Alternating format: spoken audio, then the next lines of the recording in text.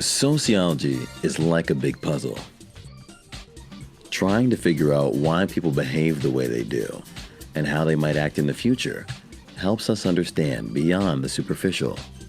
By studying different people and how society works, we can gather social pieces that help us make better decisions on how to make the world a better place. By studying different people and how society works, we can gather social pieces that help us make better decisions on how to improve the world.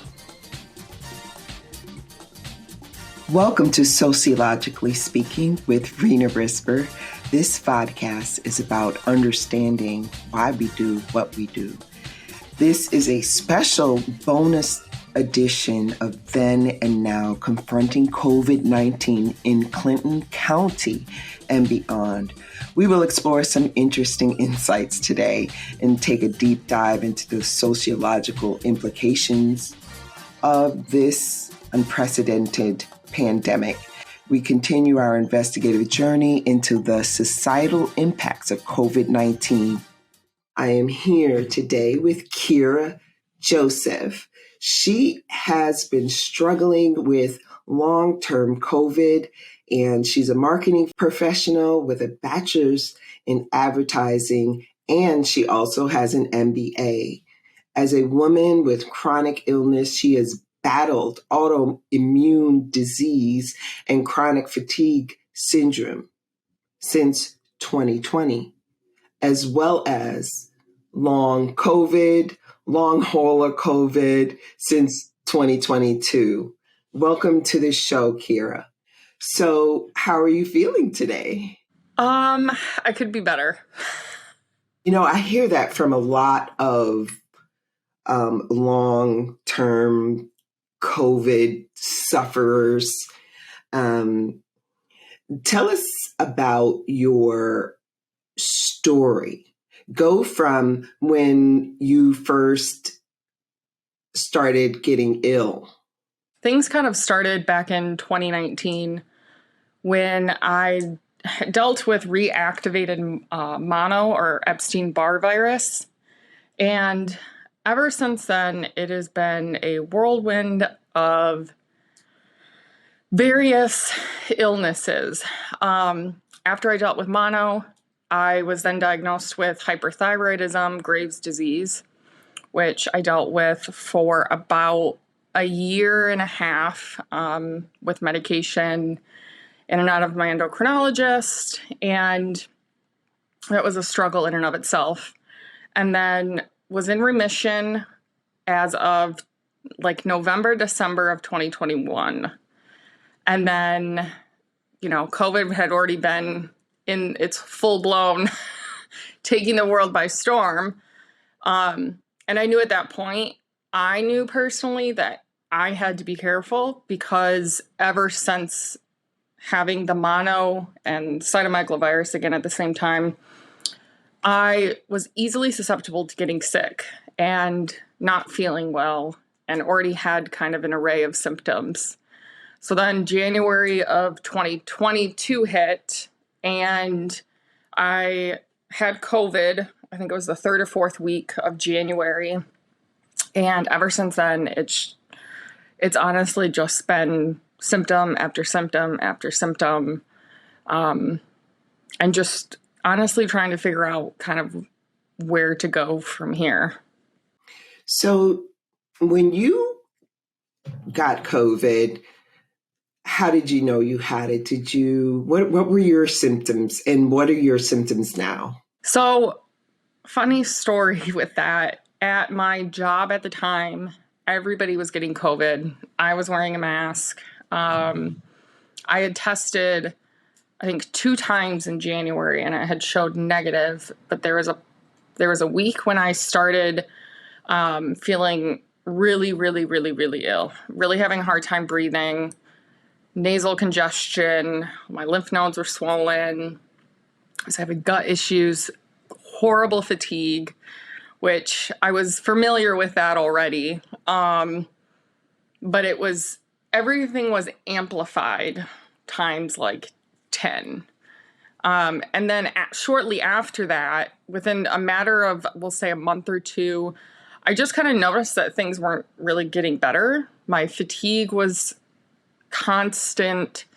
If I overdid myself, whether it was physically, mentally, emotionally, it would send me into this, like, what I call a remission or post exertional malice. So you would be down for the count. And for me, it was being bedridden with horrible fatigue, brain fog, joint pain, body aches, migraines constantly.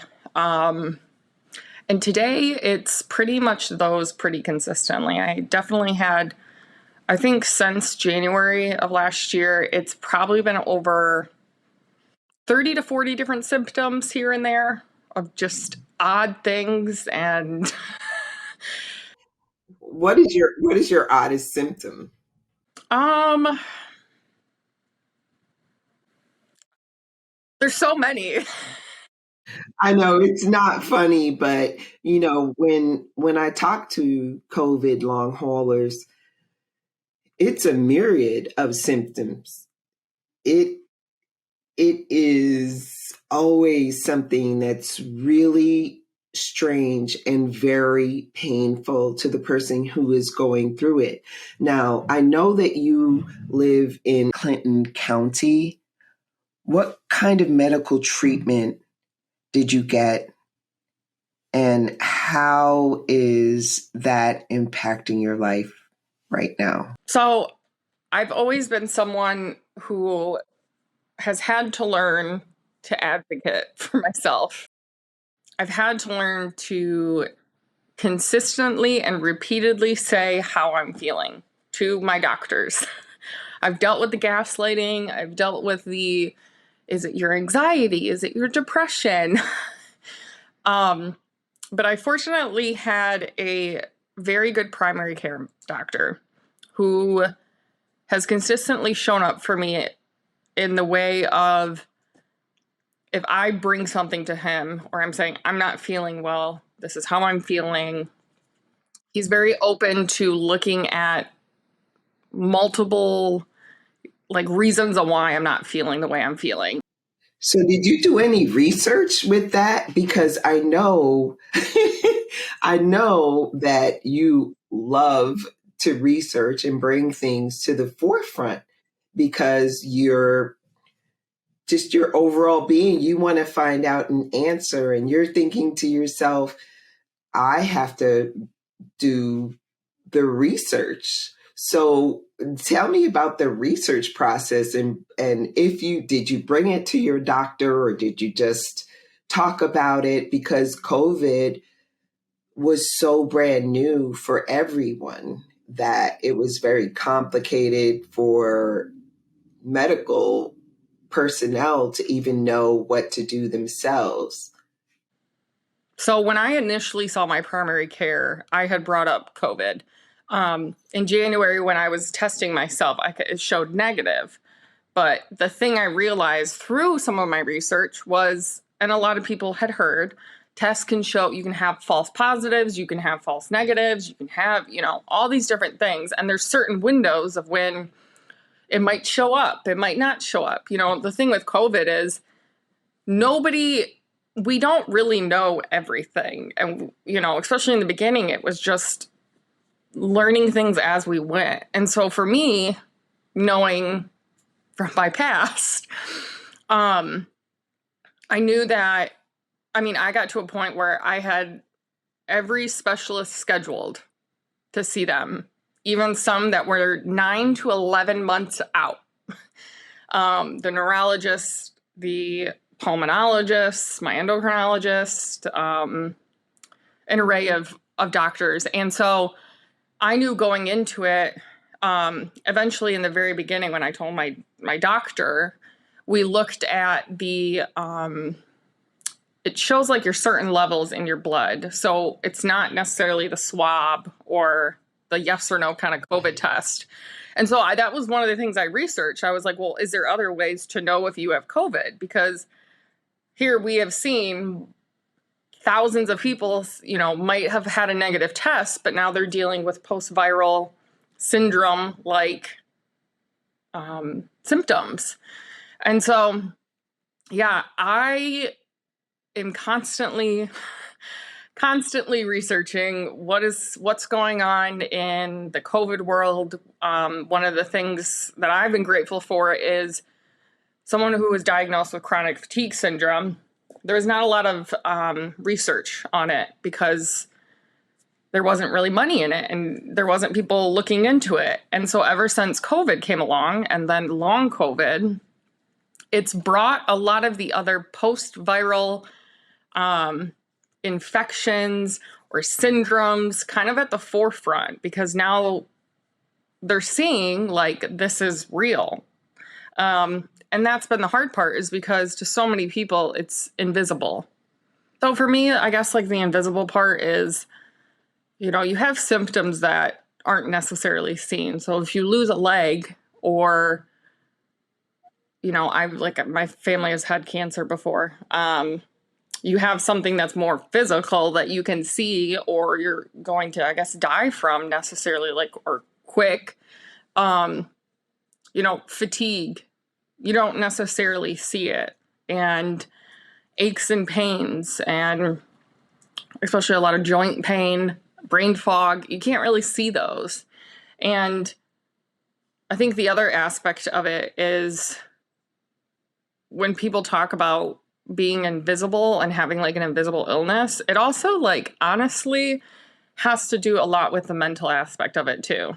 Because on top of all the physical symptoms, my mental health has just been even worse, and you feel completely alone in it. And so it's just, you're constantly having to explain to people, this is how I'm feeling. This is why I can't come to this event. This is why I can't go on a walk today.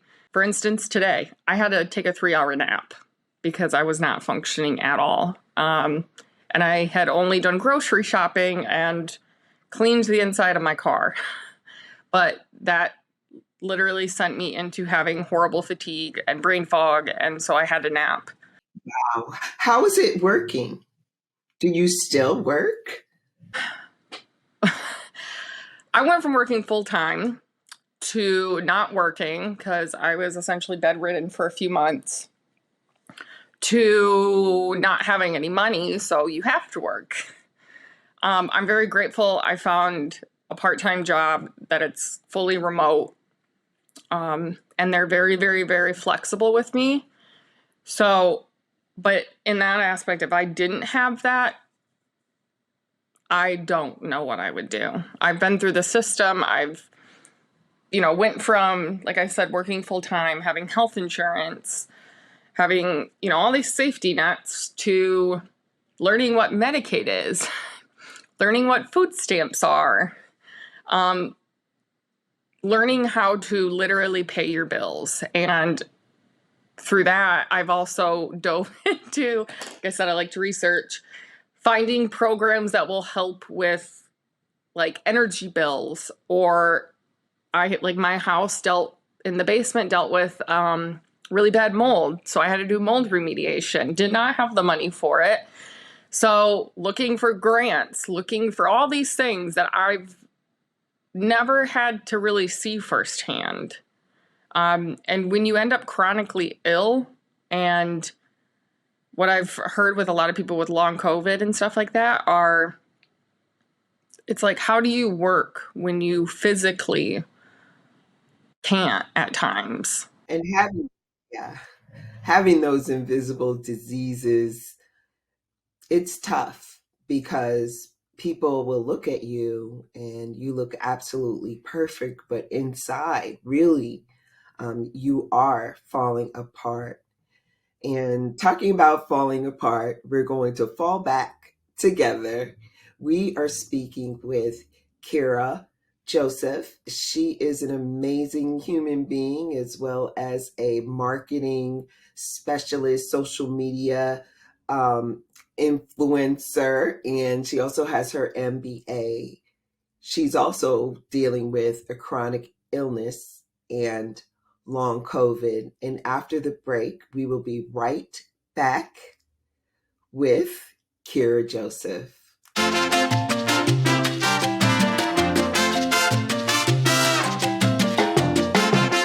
some of the research that has been done by Kera has been absolutely amazing. For someone who is just a lay person, I think that she has gone through the gamut to find out how she can feel better. If you had an opportunity to talk to someone who could make changes, especially in the health system when it comes to COVID, what exactly would you say to them? So I did kind of see firsthand with one of the long COVID clinics, kind of how they were doing things. I went through it. It was a lot of group therapy, a lot of the cognitive behavioral therapy, and then you meet with doctors. But the one thing that people aren't really considering is, what about the people who go from having a life to being able to do activities or events, working, to barely being able to make ends meet? I know with our counties, especially in this area, a lot of the people who get hit with these things and who end up dealing with it longer are people who can't afford things. And honestly, like, I, in my heart, wish that somebody would look at it like, if you were to look at a person and you think about everything that they need to live, they need to eat. You have bills, you have mental health, you have physical health. There's not really anything that looks at that. There was the clinic, and if you could make a clinic in Eaton, Ingham, or Clinton County, what would it look like? I know that you said that, number one, they would have the doctors, but what else? Do you think that they should have social workers there? Do you think they should have home visits? Do you think that they should have, I don't know, a coupon to have Meyer drop off their food? People pick up things. I mean, if you had this fairy list of the things that our counties collectively could do, possibly, because there is a need, what other things would you say would be in that one building? I went to the University of Michigan's long COVID clinic. And in that aspect, if I were to come up with an all-in-one package, almost like a Myers or a grocery store that has it all, there are so many things that people don't think about that make your symptoms worse. And it is the little things. It is I need to get groceries, but I don't have any money. So how do I do that? Or I need support. I need friends to talk, or I need someone to talk to. So I think for me personally, I know I learned about this, it's 211. So it's when more low income, it's, what is it, like a hotline that can direct you for resources, essentially, for various things. And like, even something like that is incorporated within, like the physical, the mental, the doctors, those kind of things, all the things that also add stress to you that make your symptoms and everything else worse. Support groups. I mean, there's only been really one, other than the actual COVID clinics, there's only been one long COVID support group that I found, and it was through, I believe, Community Mental Health. In their, like, they have different sessions of different things, but having support groups, having both Western medicine and naturopathic side of things, because a lot of things are not just, like, there's not enough research and there's not enough treatments. There's nothing right now for long COVID. And so what can you do from a natural side? Eating certain foods, eating healthy foods. I kind of had that issue today. So I'm trying to figure out what foods I can afford at this point right now. I make too much hourly, so your food stamps go down. So then you're stuck in this middle between of like, I want to eat healthy, but I can't necessarily afford the healthy food. And so I wish there was a program that incorporated all of those things on your diet or what foods you should be eating. Vitamins. I mean, the most basic things, sunlight, like, or, people that can, like you said, grocery delivery. Just a resource that is not just physical or mental health. I mean, when you have something like long COVID, it affects every single aspect of your life. And I wish there was something like that. And I'm fortunate at least that I am that kind of person who I will find what I need to find to figure something out. But not everyone can do that. And not everyone knows how. I think that there really needs to be a resource out there, like you were saying, where the person can go into one place. And I'm not sure if we have that in Ingham, Eaton, or Clinton County. I think that there needs to be an assessment of how many long haulers, COVID long haulers we have in the area, and possibly start our own group, because we live in the middle of the mitten, which is quite different from someone who might live on the outskirts or live up north. They're kind of used to not seeing people. we need interaction with people.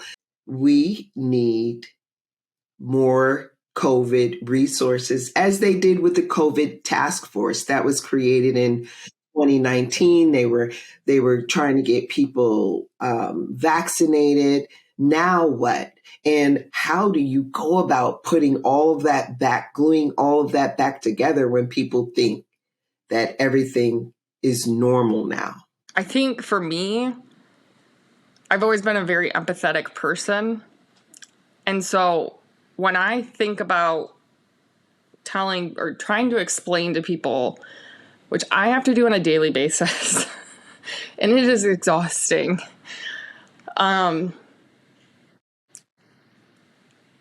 Like making people realize like we are just people. Like when it comes down to it, if you take away everything else, I mean, everything materialistic, everything, like we are just people, and we need support, and we need other people, and we need help. And not everybody has family to help out. Not everyone has friends to help out. And a lot of the things that with long COVID is a lot of people just don't get it. And I guess for me, it's just the sense of, one, it's economically impacting all over the world. I mean, it plays a huge factor in everything. And just, I don't know, we're all just people, and people need help sometimes.